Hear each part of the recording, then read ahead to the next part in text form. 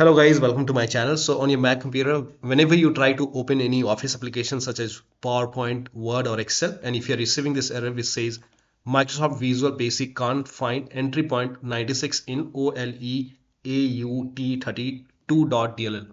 So if you're receiving this error message, then open any Microsoft application, like you can open PowerPoint, you can open Word or Excel, you can open any Office application, and on the very top you will find the help option. So you click on the help and then click on check for update. Let the update complete, and once the update is complete, restart your Mac, and then you can open PowerPoint, Excel or Word, and you should not receive the error message.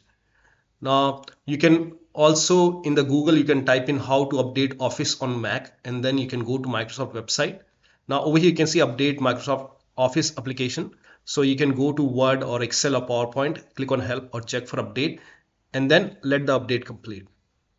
Now you can even use Microsoft update tool. So on this website here, you can see Microsoft auto update tool. You can click on it. If that if check for update is not working, you can download this Microsoft update tool, and then you can run this file, and then once you run this file, it will update your Office application, and then restart your Mac and then check.